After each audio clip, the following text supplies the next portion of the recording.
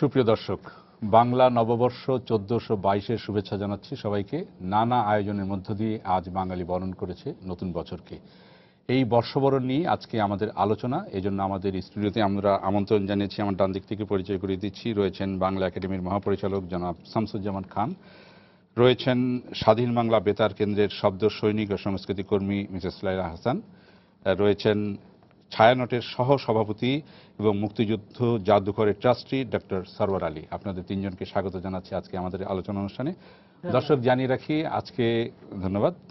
রাখি আজকে আমাদের এই আলোচনায় আমরা কোনো প্রশ্ন নেব না, বাঙালি উৎসব নিয়ে আমরা শুনবো অতিথিদের কাছ থেকে। তো আমরা সরাসরি আলোচনায় চলে যাচ্ছি। ডক্টর সরওয়ার আলী, আপনার কাছ থেকে আমি আজকের আলোচনা শুরু করব। আলোচনা শুরু করার আগে আমি একটা উদ্ধৃতি দিতে চাই বিশিষ্ট ভাষাবিদ ডক্টর মোহাম্মদ শহীদুল্লাহর, যে কথাটা আমরা সবাই বলি বিভিন্ন সময়। উনি বলেছিলেন, আমরা হিন্দু বা মুসলমান যেমন সত্য, তার চেয়ে বেশি সত্য আমরা বাঙালি। এবং উনি বলেছিলেন, আমাদের কি কোনো জাতীয় উৎসব আছে? অনেক আগে, এক জাতি হইতে গেলে জাতির সাধারণ পর্ব দিন চাই, আমি মনে করি পহেলা বৈশাখকে আমরা জাতীয় নববর্ষ দিন করিয়া লইতে পারি। আমরা দেখি এরই ধারাবাহিকতায় আপনাদের, আমি যদি বাংলার নববর্ষ উদযাপনের কথা বলি, আপনাদের সংগঠনের কথা বলতে হবে সবচেয়ে প্রথমে। আপনার কাছ থেকেই শুনে শুরু করতে চাই আজকে আলোচনা। শুরুটা ভালো, এই কারণে বলছি যে ডক্টর মোহাম্মদ শহীদুল্লাহর এই বক্তব্যটি এখনো তাৎপর্য বহন করে। জীবন তো চলে ইংরেজি ক্যালেন্ডার ধরে, এটি সত্য, কিন্তু বাংলা নববর্ষ যেটি বহু শতাব্দী ধরে গ্রামীণ, প্রধানত গ্রামীণ জনপদের অনুষ্ঠান ছিল, আয়োজন ছিল, এর সাথে তার আর্থিক জীবন এবং হিসেব নিকেশের ব্যাপারটা খুব জড়িয়ে ছিল। 1967-তে যখন ছায়ানট প্রথম নববর্ষের আয়োজন করলো, তারপর থেকে এটি সারা দেশে একটা নাগরিক জনের প্রতিষ্ঠার অনুষ্ঠানে বা উৎসবে পরিণত হয়েছে। বলা উচিত যে এটি বাংলাদেশের একমাত্র ধর্মনিরপেক্ষ, একমাত্র প্রকৃতি সংলগ্ন জাতীয় উৎসব। এর ভিতর দিয়ে আমরা সারা জীবন দৈনন্দিন জীবনে যে পোশাকই পরি আর যে ব্যবহারই করি না কেন, বাঙালি প্রতি বছর পহেলা বৈশাখে তার যে বাঙালি সত্তা, যে সত্তার কথাটা ডক্টর মোহাম্মদ শহীদুল্লাহ বলছেন, এ সত্তাকে বারবার আবিষ্কার করে সে, এবং এর মধ্য দিয়ে বাঙালি সত্তার একটা উজ্জীবন ঘটে। অর্থাৎ হৃদয়ে সম্ভবত সে এটি লালন করে সারা বছর ধরে। এই বাস্তবতাটাকে লক্ষ্য করে 67 সালে যখন শুরু হলো, সেই সময়টি আপনার স্মরণ থাকবে, শামসুজ্জামান সাহেব আরও ভালো বলবেন, যে বাঙালি সংস্কৃতির একটা দুঃসময় চলেছে পাকিস্তান আমলে। রবীন্দ্রনাথ প্রায় নিষিদ্ধ, নজরুল খণ্ডিত রূপে। তখন ছায়ানট মনে করেছে যে এমন কিছু একটা উৎসব আয়োজনের প্রয়োজন, যে আয়োজনের ভিতর দিয়ে বাঙালি নিজেকে যেন বাঙালি হিসেবে শনাক্ত করতে পারে। আর এটির জন্য প্রয়োজন বাঙালি সংস্কৃতির চর্চা এবং একটি মিলন মেলার। সেই লক্ষ্য থেকে এই বাস্তবিক যেটা পাকুর গাছ, এটা রমনার বটমূল হিসেবে পরিচিত হয়েছে, সেখানে অনুষ্ঠানের আয়োজনটি হলো। এবং এই অনুষ্ঠানটি যত দিন গেছে এর কলেবরটি বেড়েছে। এবং এটিও আমি এই পর্যায়ে এখানে গিয়ে শেষ করি যে পাকিস্তান আমলে যে মূল স্রোতধারা রাজনীতি, যে রাজনীতি প্রাথমিকভাবে হচ্ছে জাতীয়তাবাদী ও গণতান্ত্রিক চরিত্রে, এই যে বাঙালি যে তাকে জাতি হিসেবে তাকে নিজেকে শনাক্ত করে বাঙালি হিসেবে, এক্ষেত্রে সম্ভবত সমান্তরালভাবে বঙ্গবন্ধু 6 দফার পাশাপাশি সমান্তরালভাবে এই পহেলা বৈশাখ নববর্ষের উদযাপন তাকে এই জাতি পরিচয়ে ধন্য করার একটা বিষয় উপস্থিত হলো। এবং যে ক্ষেত্রে এটি বলাটা বোধহয় খুব উচিত হবে যে যেখানে সে আবিষ্কার করলো এই কথাটি, যে তার ধর্ম পরিচয়ের সাথে তার জাতি পরিচয়ের কোনো বিরোধী নেই।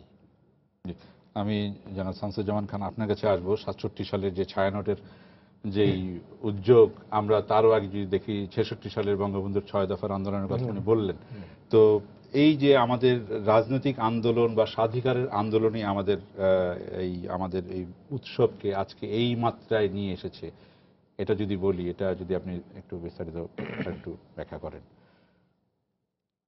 শক্তিশালী এবং সম্ভাবনাময় সংস্কৃতি চেতনা এবং সাংস্কৃতিক আন্দোলন দেশে না থাকলে রাজনীতিও সত্যিকার অর্থে সম্ভাবনাপূর্ণ হয় না।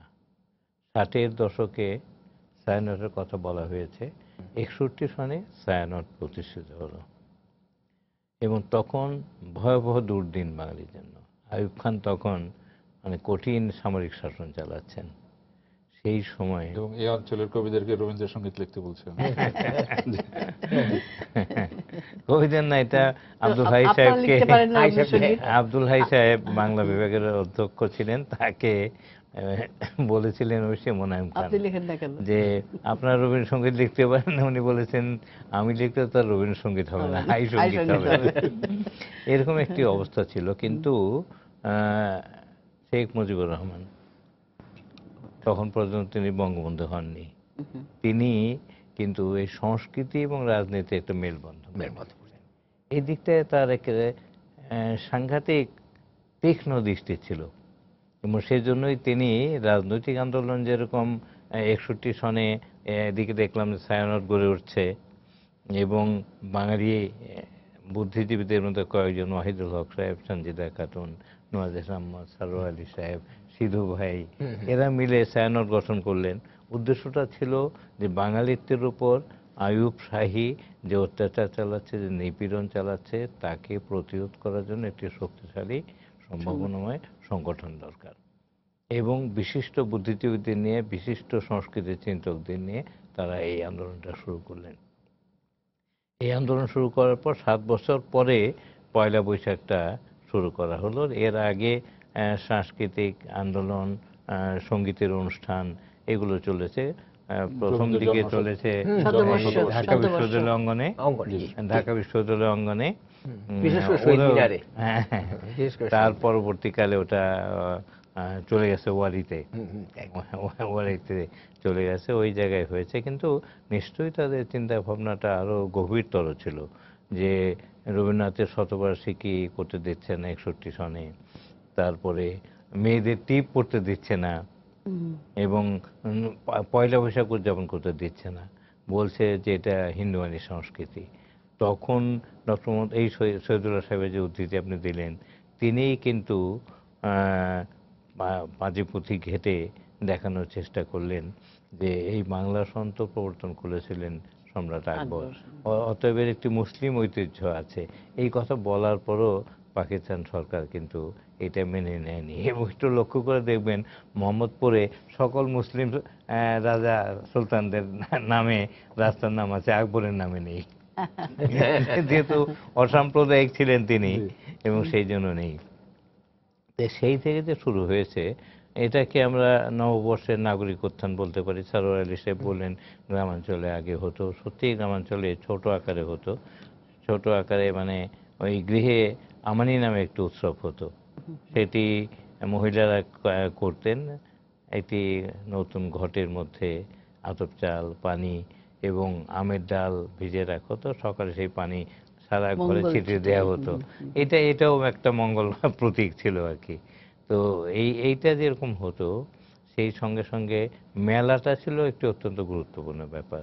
মেলার প্রয়োজন এই কারণে ছিল যে তখনকার মতো নগরের সঙ্গে গ্রামগুলোর এইরকম যোগাযোগ ব্যবস্থা সরাসরি হয়ে যায়নি, বিচ্ছিন্ন গ্রাম ছিল। সারা বছরের তৈজসপত্র থেকে শুরু করে প্রয়োজনীয় জিনিসগুলো মেলাতেই পাওয়া যেত, অনেক বহু আগে থেকে, কয়েকশো বছর যাবৎ মেলাগুলো চলছিল। অর্থাৎ মেলাও ছিল বৈশাখের একটা অঙ্গ। বিকেল বেলায় হাডুডু খেলা হতো, ষাঁড়ের লড়াই হতো, গরুর লড়াই হতো, মোরগের লড়াই হতো। এখন আবার ঘোড়দৌড় হচ্ছে, দেখা যাচ্ছে কোনো কোনো অঞ্চলে।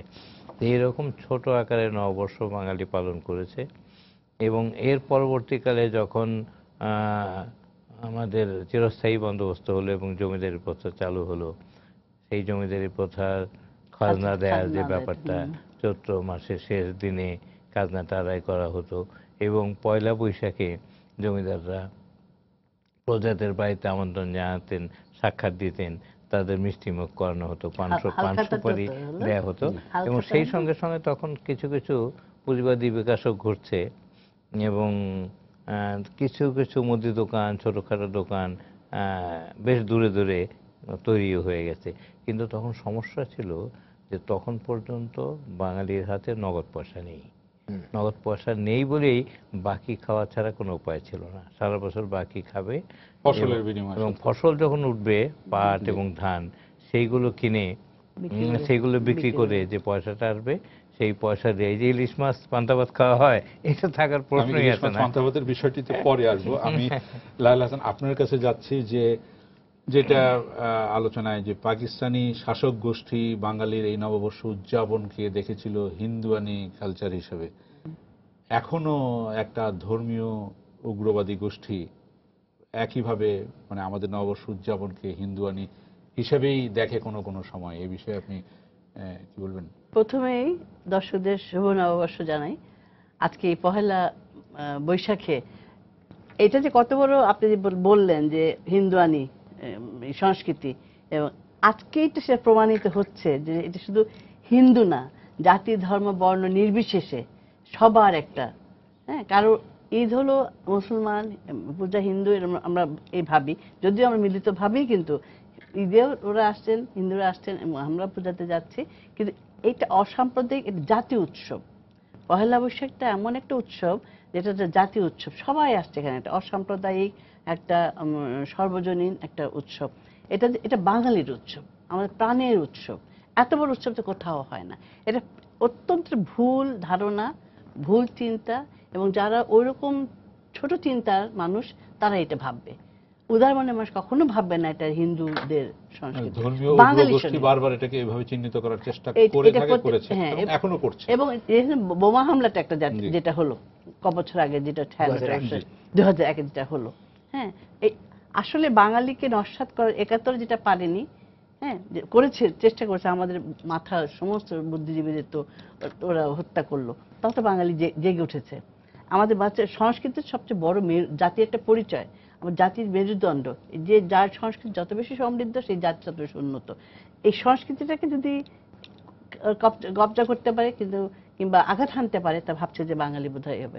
আমি এখানে একটু যোগ করি, এই যে হিন্দু আইনের কথাটা তুললেন, অমর্ত্য সেন এই বিষয়টাকে খুব সুন্দর করে বলেছেন। মেঘনাথ সাহার তথ্য নিয়েই তিনি বলছেন যে যখন কোনো হিন্দু বাঙালি পয়লা বৈশাখে তুলসী পাতায় জল ঢালছে, তখন সেটা জানে না যে মোহাম্মদ যেদিন হিজরত করার জন্য মদিনা যান, তার সঙ্গে সেই হিজরি সনের সঙ্গে সম্পর্ক রেখেই এই সনটা তৈরি হয়েছে। অতএব হিজরি সন আছে, মাসগুলো নেওয়া হয়েছে ভারতীয় নক্ষত্রের নামে, বিশাখা নক্ষত্র থেকে বৈশাখ, এবং সবগুলো ওই নক্ষত্র থেকে নেয়া, এইভাবেই হয়েছে। এবং ইরানের নরজের সঙ্গেও সম্পর্ক আছে। অতএব এটাকে হিন্দুয়ানি কোনো মতেই বলা যাবে না। এখানে মুসলিম ঐতিহ্য, এই ভারতীয় ঐতিহ্য এবং ইরানি ঐতিহ্য তিনটা মিলেই বাংলা সন। যে জঙ্গিবাদীরা ওইসব কথা বলে ওরা তো মূর্খ। এই জঙ্গিবাদীরাই বা জঙ্গিবাদী আমরা দেখি যে যখনই ক্ষমতায় প্রগতিশীল অংশ ছিল না, তখনই দেখি বিভিন্ন সময় বাঙালির এই উদযাপন বা বাঙালির এই প্রাণের ধারাকে বারবার ব্যাহত করা হয়েছে। ডক্টর সরওয়ার, এখানে আমি একটুখানি বলবো, এটা যে কত বড় ভুল সেটা তো আমরা প্রমাণ করেছিলাম রবীন্দ্র শতবর্ষ বার্ষিকীতে। 3 দিন ব্যাপী ইঞ্জিনিয়ার্স ইনস্টিটিউটে আমরা জন্মদিন পালন করলাম, শতবর্ষ পালন করলাম। সমীচীন উত্তরটা কিন্তু দিয়েছিল বাঙালি। হ্যাঁ, এটা যে মনে করছে সেখানে তো কোনো হিন্দু মুসলমানের কোনো ব্যাপার নেই। আমরা উদযাপন রবীন্দ্রনাথের শতবর্ষ, শতবর্ষ সবাই মিলে উদযাপন করছে। এটা কোনো মোটেও এটা কোনো হিন্দু সংস্কৃতি অবশ্যই ছিল না। কিন্তু আমরা দেখি যে বঙ্গবন্ধুর হত্যাকাণ্ডের পরে এই মানে আমরা মানে সর্বাত্মকভাবে বাংলা বর্ষবরণ বা প্রাণের এই উৎসবকে বরণ করে নেওয়া প্রথমে শুরু করলাম বলা যায় স্বাধীনতার পরে 72 সালে সবচেয়ে ভালোভাবে।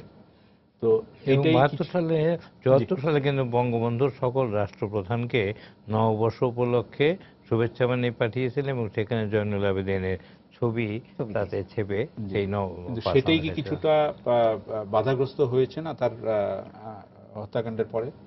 না, আমি মনে করি যে 75-এর পরে যে দেশ ভাবাদর্শগত দিকটায় পশ্চাদপসরণ করেছে। এবং তার ফলে যেটি ঘটেছে সেটি হচ্ছে এই যে কিছু মানুষের মধ্যে এর সংখ্যার পরিমাপ করা খুব কঠিন আমার পক্ষে। আমার ধর্ম পরিচয় এবং জাতি পরিচয়ের মধ্যে যে দ্বন্দ্বটি পাকিস্তানিরা তৈরি করার চেষ্টা করেছিল, সেই জায়গাটায় লক্ষ্য করব কিছু মানুষের মধ্যে এই জায়গাটা একটা দ্বিধা রয়েছে যে আমার ধর্ম পরিচয়টা বড় না জাতি পরিচয়টি বড়। এই দ্বিধার জায়গাটা কিছু মানুষের মধ্যে, শিক্ষিত অশিক্ষিত সকলের মধ্যে এটা রয়েছে। এখন কথা হচ্ছে যে সাধারণ মানুষের মধ্যে এর কোনো জায়গা করে নিয়েছে কিনা। কারণ আমার বিবেচনায় বর্তমান সময়ে 2015 সালে দাঁড়িয়ে এইটি বাংলাদেশের সামনে সবচেয়ে বড় চ্যালেঞ্জ। কারণ একে অবলম্বন করেই এই উগ্রবাদীরা এক জঙ্গিবাদী তৎপরতা বাংলাদেশে চালাচ্ছে।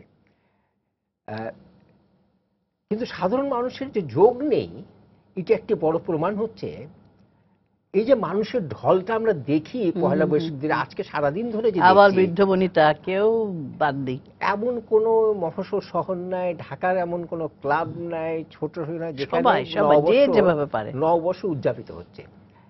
কাজেই এই শক্তিটির ক্ষমতা এবং পরিধি, শক্তির পরিধিটা খুব ছোট, কিন্তু তারা একটা প্রভাব বিস্তারী ক্ষমতা ধীরে ধীরে অর্জন করেছে 75-এ। আপনি যথার্থই বলেছেন, 75-এ হত্যার পরে। আমি 96-এর একটি অভিজ্ঞতা শুধু বলি, তাহলে বুঝবেন যে ব্যাপারটা কমন। একবার নববর্ষ হলো আমাদের, আগের রাতে শোয়ে বেড়াচ্ছিল।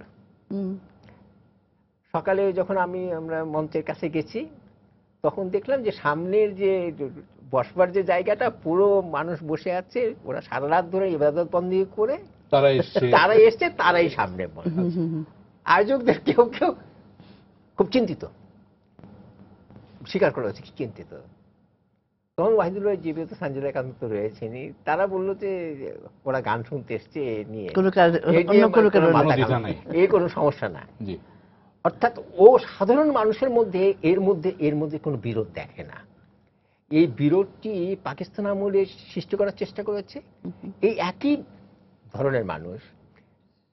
এখন বাংলাদেশে এই কাজটি করবার একটা অপচেষ্টা চালাচ্ছে।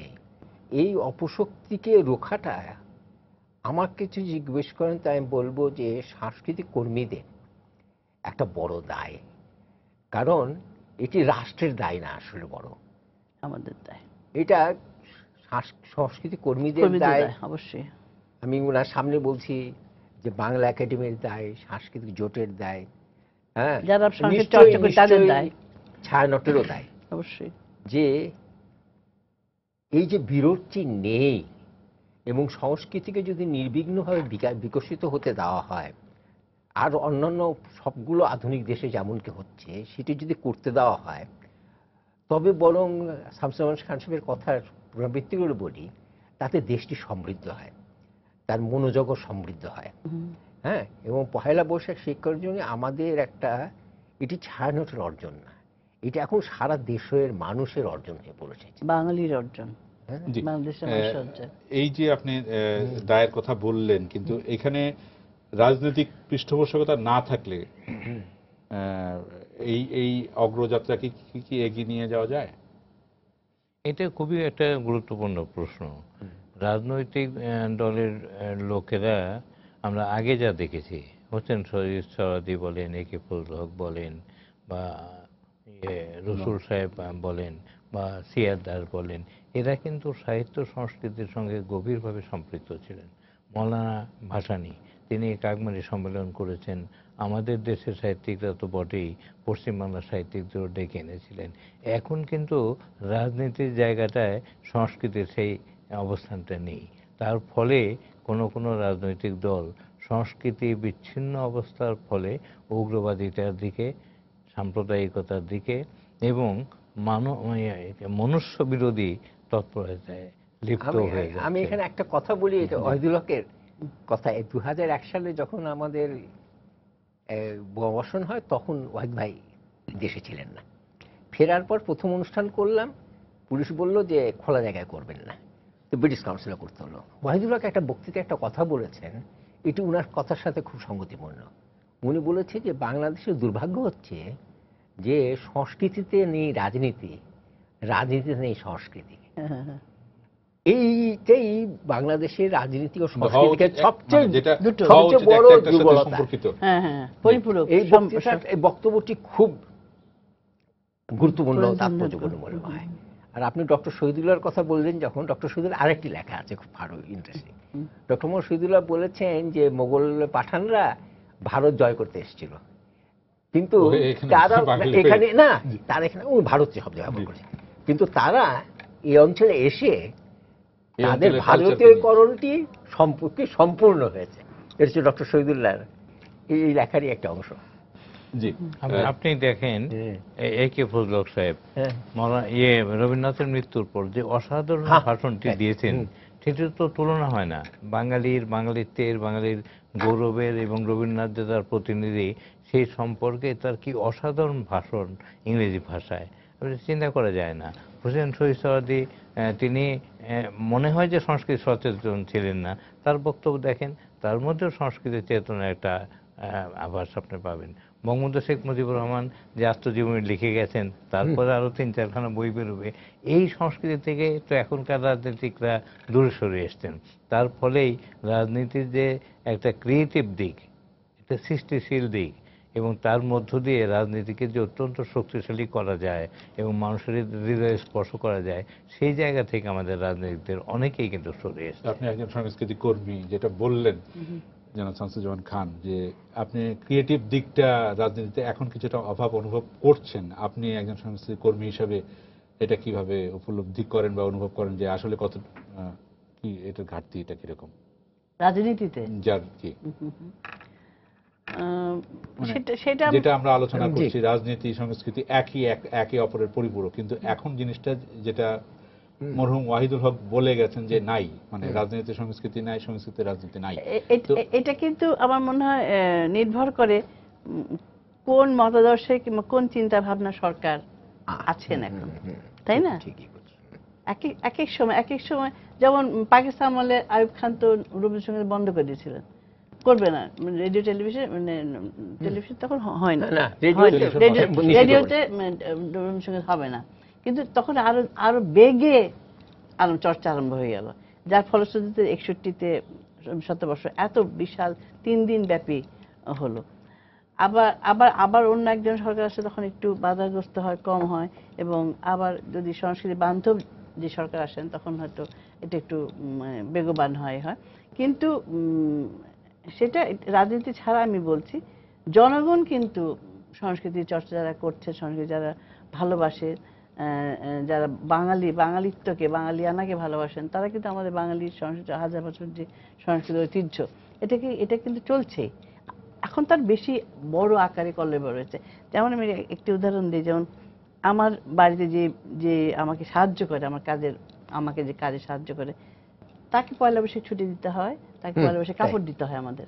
এটা তো আগে ছিল না। কতটা সে সচেতন হয়েছে, কতটা বোঝে জানি না, যাই হোক তারপরও বোঝে। ও যখন টিভিতে কোনো রবীন্দ্রসঙ্গীত হয়, সে গুনগুন করে, এবং আমাদের বড় বড় বুদ্ধিজীবীদের দেখে সে আমার বলে, খালাম ওনার এই নাম না, এই নাম না, একদিন কামাল লোহানী সাহেবের কথা বলছেন, উনি কামাল লোহানী না। তো এখন আমি দেখি যে আমাদের এই প্রযুক্তি বলেন, যে কারণে কিংবা শুনতে শুনতে সবার মধ্যে একটা বোধ জেগেছে, আমার ধর্ম আমার এক জায়গায়, আমার জাতি সত্তা আমার এক জায়গায়, এর দুটো মিলিয়ে ফেললে হবে না। সেরকম রাজনীতিতে যতটা সংস্কৃতি থাক বা না থাকে, মানুষের যে সচেতনতা, বাঙালিয়ানা কিংবা আমি যে বাঙালি জাতি, সেই যে চেতনা দিয়েই কিন্তু আমাদের সংস্কৃতি যাচ্ছে বলে আমি একটু যোগ করি। মোহাম্মদ আলী জিন্নাহ, তিনি এসে ময়মনসিংহে জনসভা করতে গিয়েছিলেন, সঙ্গে গেছিলেন আব্বাস উদ্দিন সাহেব। তখন সং পাবলিসিটি ডিপার্টমেন্ট ছিল ইস্ট পাকিস্তান গভর্নমেন্টের, সব জায়গায় তারা যেত। সবার শুরুতে আব্বাস উদ্দিন সাহেব গান করবেন, তো জিন্নাহ বলল নো সং, মানে সংস্কৃতির প্রতি যে কোনো প্রীতি নাই, সেটা নো সং। মানুষ সব উঠে যাওয়া শুরু করলো, নো সং তো নো মিটিং, এই বলে মানুষ সব চলে গেল। মানে মানুষকে ধরে রাখার জন্য হ্যাঁ, গানটা ছিল একটা গান সংস্কৃতি যে সেটা কোনো অনেক চাইলেন না। শাখা। অথচ দেখেন বঙ্গবন্ধু তার আত্মজীবনীতে আছে, সংক্ষিপ্ত আত্মজীবনী, আব্বাসউদ্দিন সাহেবের সঙ্গে তিনি ব্রাহ্মণবাড়িয়া যাচ্ছিলেন, তাই। নৌপথে যাচ্ছিলেন, এবং সেই নৌপথে আব্বাসউদ্দিনের একটা গান শুনে তিনি 3.5 লাইনে যে অসাধারণ মূল্যায়ন করেছেন আব্বাসউদ্দিনের এবং তার গানের। এইখানেই পার্থক্যটা।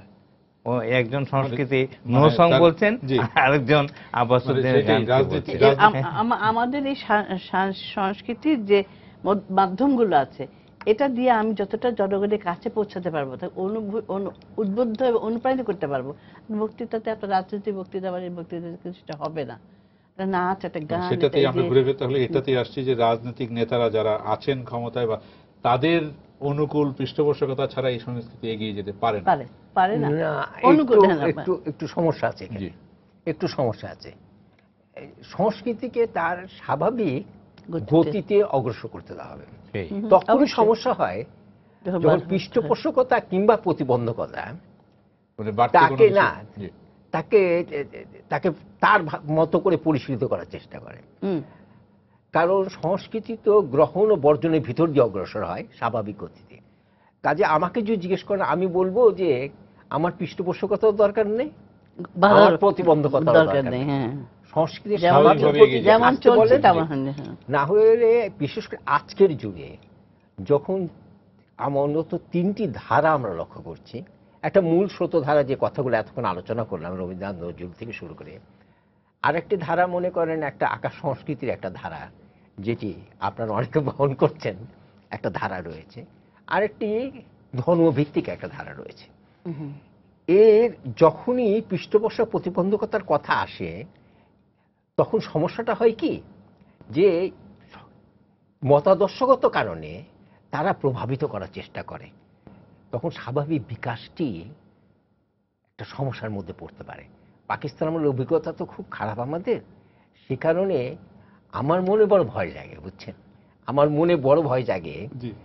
যে ও নির্বিঘ্ন অগ্রগতিটি বাধাগ্রস্ত হতে পারে। আরেকটি বিষয় আপনাকে জিজ্ঞেস করি যে আপনাদের এই যে রমনা বটমূল্যে নববর্ষ উদযাপনকে ঘিরেই বিভিন্ন সময় বিভিন্ন ভিন্ন ভিন্ন আঙ্গিক এর সাথে যুক্ত হয়েছে। জি। আমরা দেখি যে এখন যে মঙ্গল শোভাযাত্রা আজকে প্রায় 89 থেকে না? জি 89 থেকে শুরু হয়েছে। এর সাথে আরেকটি এই যে পান্তা ভাত ইলিশ মাছ ভাজা খাওয়ার যে একটা এই একটা এটা সংস্কৃতি। আমরা দেখি যে ভালো জিনিস যেমন এর সাথে যোগ হয়েছে, তেমন খারাপ জিনিসও যোগ হয়েছে। ব্যবসা অথবা বলেন যে পান্তা ভাত ইলিশ মাছ খাওয়ার এই যখন ইলিশ মাছ খাওয়ার উচিত না, ঠিক সেই মুহূর্তে ইলিশ মাছ খাওয়ার চাহিদা, এবং আমরা দেখি যে যার কারণে আমাদের একটা এই মূল্যবান সম্পদের উপরে আমাকে যদি ক্ষতি জিজ্ঞেস হচ্ছে। করেন, রূঢ় মনে হতে পারে এটা একটা উপদ্রব। পান্তা ইলিশের বিষয়টি আমাদের ছানোটের কাছে উপদ্রব বলে মনে হয়। কারণ একবার অনুষ্ঠানে ওয়াহিদুল্লাহ এটি ওই পান্তা ইলিশের নামে জি, এমন চলছিল, একেবারে দেয়াল। উনি বলেছিলেন যে অনুষ্ঠানটা বন্ধ করে দিই আমরা। আমি শহরে মানুষ, আমার পক্ষে বলা কঠিন, কিন্তু গ্রামাঞ্চলেও উনার সাথে ভাবির সাথে কিছুক্ষণ আগে কথা হচ্ছিল, গ্রামাঞ্চলেও ওই পহেলা বৈশাখে পান্তা ইলিশের চল আছে বলে আমার কাছে না, মনে হয় না না। একেবারে। না, এটা পান্তাভাত যেটা ছিল, পেঁয়াজ পান্তাভাতটা মরিচ দিয়ে খেত, খেত। শুকনো কিন্তু মরিচ, সারা বছরই শুকনো মরিচ, যেহেতু আলু ছিল না। ভর্তা, শুটকি। এটা সম্ভব না তো, নগদ পয়সা ইলিশ নেই। মাছ কিনতে একটা ইলিশ কোত্থেকে? মাছ কিন্তু তখন 1 টাকা 4 আনা লাগতো। 1 টাকা 4 আনা অনেক দাম ছিল তখন। কৃষকদের পক্ষে এটা খাওয়া এটা কখনো- নগরায়নের- এটা আসলে হ্যাঁ, খুব নাগরিক সভ্যতা। নিষ্ঠুর একটা রসিকতা করা হচ্ছে হ্যাঁ, কৃষকদের। নাগরিক সভ্যতা এটা সম্ভবত ওনার তাহলে তাহলে আপনার কাছে জিজ্ঞাসা করি, আমাদের সংস্কৃতি কর্মীরা যে আন্দোলনকে এগিয়ে নিয়ে যাচ্ছে, এর মধ্যে এই উপদ্রব এসে যোগ হয়েছে। এই উপদ্রব থেকে মানে মুক্ত হওয়ার জন্য তো বলতে হবে সবাইকে খুব সোচ্চার ভাবে যে এর বিরুদ্ধে, কিন্তু আমরা সেভাবে কি বলছি? আমরা এই যে মিডিয়ার আপনাদের মাধ্যমে বলছি, আরেকটা বিষয় আছে আমাদের অর্থনৈতিক ব্যাপারটা। একটা অনুষ্ঠান করতে গেলেই কিন্তু আমার কর্পোরেট থেকে ওদের কাছে হাত পাততে হয়, বলতে হয়, এবং আমার অনুষ্ঠানের নামটা বলতে যায়। হ্যাঁ, পহেলা বৈশাখের আগে একটা ওই কোম্পানির নামটা নামটা দিতে হয়। এটা খুব দুঃখজনক, কিন্তু আমার অনুষ্ঠানটা করতে পারবো না হলে। এই জন্য মাঝে মাঝে আমাদের তাদের শরণাপন্ন হতে হয়, মাথা নত করতে হয়। সেটা যদি আমরা স্বয়ংসম্পন্ন হব, সেদিন হয়তো আমরা এটা উত্তরণ আমাদের ঘটবে। কিন্তু আবার অনেকেও আছেন, যেমন আমরা নবান্ন উৎসব করছি আচ্ছা কত 16-17 বছর বোধহয়, কিন্তু আমরা কিন্তু কারোর কাছ থেকে ওইভাবে নেই, আংশিক সহযোগিতা হয়তো করে, কিন্তু নামটা আমরা আমার উৎসবকে আমরা বিকিয়ে দিইনি। আচ্ছা, এই বিষয়ে আপনি কি বলবেন? এবছর ছায়ানটের ব্যতিক্রম ঘটছে। জি, এই প্রথম বহু বছর পরে ছায়ানট একটা নববর্ষ আয়োজন করছে একেবারে নিজস্ব অর্থায়নে, বাহ, খুব ভালো। কোনো স্পন্সর ছাড়া। সেই সেই হ্যাঁ, সেই হ্যাঁ, সেই শক্তির সেই ছায়ানটে হয়েছে, শক্তিটি- এত বছরে হয়েছে, শক্তিটি আমরা এত আশা বছরে করছি হয়েছে। আমরা অর্জন করতে পেরেছি, বাহ, এবং খুব এই ভালো। ধারাবাহিকতা আমরা খুব আশাবাদী যে রক্ষা ছায়ানটের করব। অসম্ভব আমি অবদান। আপনার কাছে এই কথা প্রসঙ্গে আসি। আমরা অমর 21-এ অনুষ্ঠানমালা যেভাবে বাংলা একাডেমি পালন করে, তো বাংলা নববর্ষ এটা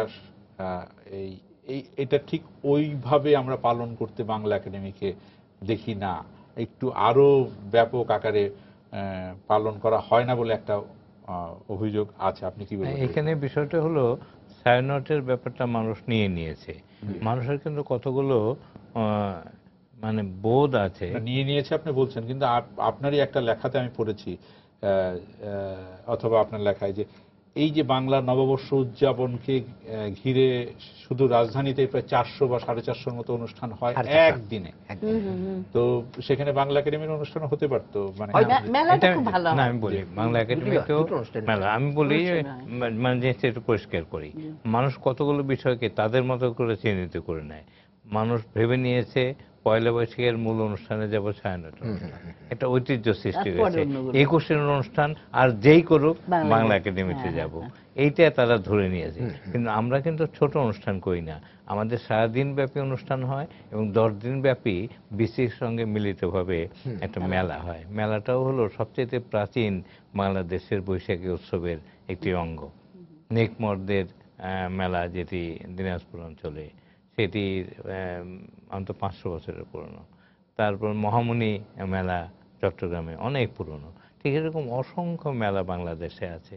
সেটি বিনোদনের কারণেও মানুষের মিলনের জন্য, এবং ওই যে সারা বছরের প্রয়োজন জিনিসপত্র কিনে রাখা, দা বুঝি যা কিছু সারা বছর তো আর পাওয়া যাবে না, মানে দূরে যাওয়া যাবে না, ওই মেলা থেকেই কিনতে কারণ আমরা হবে। দেখি যে ছায়ানটের এই অনুষ্ঠানের পাশাপাশি একেবারে নতুন শুরু হওয়া মঙ্গল শোভাযাত্রা, যেটা আগে ছিল আনন্দ শোভাযাত্রা, তো সেটা এখন ব্যাপক জায়গা করে নিয়েছে। খুব ভালো জায়গা করেছে না, এটা মানুষের মনস্তত্ত্বটা কাজ করে এইসব জায়গায়। তারা কিন্তু খুব ঠিকই ভেবেছে, বাংলা একাডেমিকে তারা ধরে নিয়েছে যে 21-এর অনুষ্ঠান তারা করবে, বইমেলাটা তারা করবে।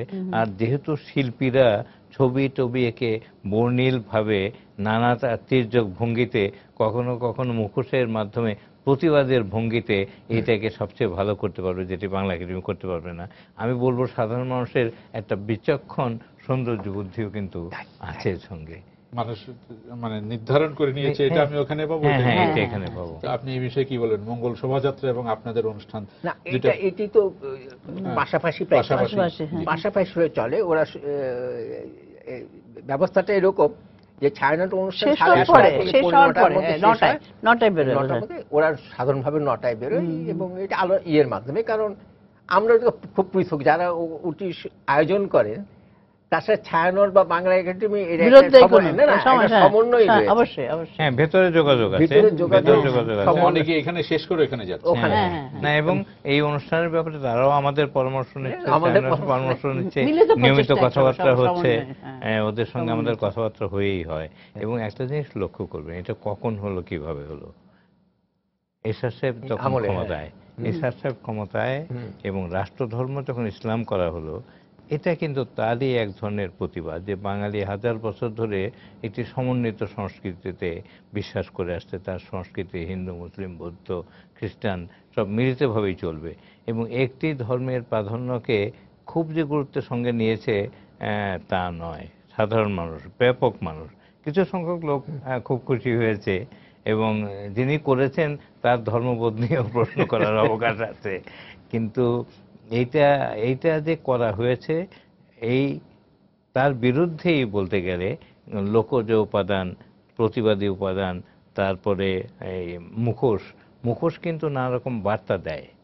এই যে সাপ আনা হচ্ছে, পেঁচা আনা হচ্ছে, পেঁচা ত্রিকালদর্শী, বিচক্ষণতার প্রতীক, দিব্যজ্ঞানের প্রতীক। অন্যদিকে সাপ যখন আনা হচ্ছে সেইটা তো বিশ্বাসঘাতকতার প্রতীক।